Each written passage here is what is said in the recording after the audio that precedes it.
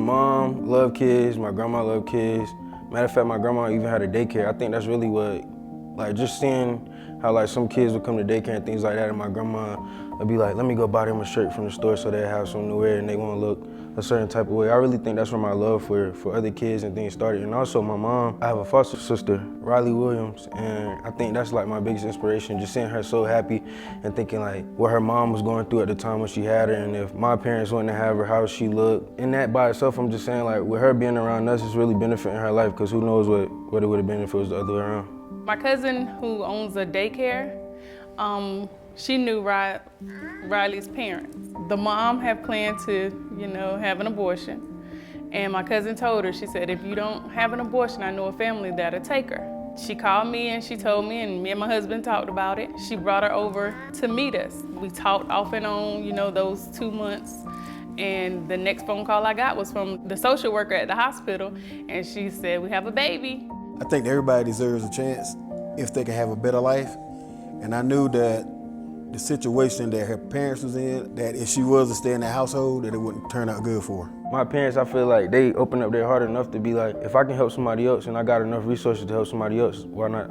The mission and the thing that I really want to get across is just be fortunate for what you got. Because the way I grew up, I never really struggled for anything, which is a blessing. Like my parents took care of me and did everything that they were supposed to do.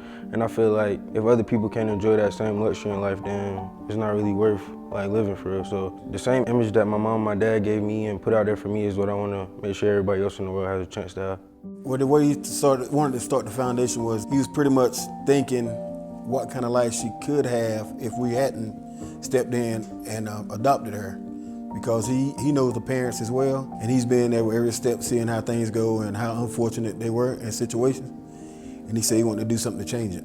It just made my heart proud, because my mom had a daycare. I worked at the daycare to help her. We always loved helping kids, and before we even got Riley, we would help. Sometimes it would be like 12, 13 kids in our house. I would even bring home some of my students from school and keep them on the weekends and stuff. So whenever he said he wanted to do this, it really made me proud.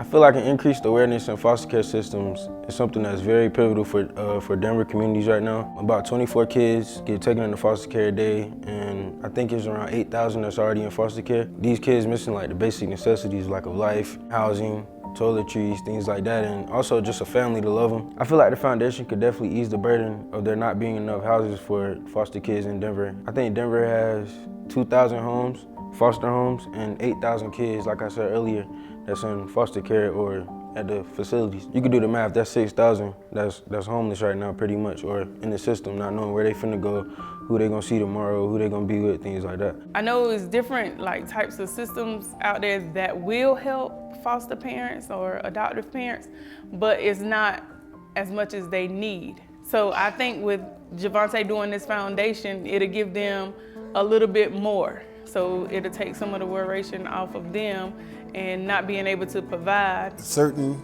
organizations will give you enough just to get by. And I was brought up that it takes a nation to raise kids. So I feel like if you could get in with 3 or 4 families and get exactly what the kid needs, it will help them out a whole lot more than just something that's given to them from the system. Impact zones are just us teaming up with facilities around Denver, asking them like what do they need, what do the kids need, things like that, and just sending it home with them, whatever it is, toiletries, whatever they need, pretty much anything. And us just partner with them letting us know what they need, we give it to the child. Also a stuffed animal, and we send them home with that. Makeover program is foster families.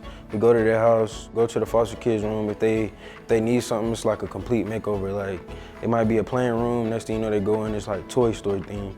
So pretty much just like my mom, my dad, it would be like us teaming up with them and us doing my little sister Riley's room, and whatever she wanted, like just make it come to life pretty much. The environment that the child's in will probably ease the stress of trying to adapt to a new place. If they get inside their own walls and feel comfortable where they are, I think it'll be a better outcome for them. I hope that it could bring in more people to see that the good that it's doing for the kids, because I feel like if you can bring 1 in off the streets or 2 in off the streets for foster care, that one can impact another one, and it could just keep like a rolling ball. So I just hope it just keeps going and going and going. I would like to say to anyone that's supporting the foundation, thank you for supporting my son's dream, and I hope it's something that we can look forward to for, like I said, years to come. And once again, I just want to say thank you. I would like to say thank you to all the supporters and the donors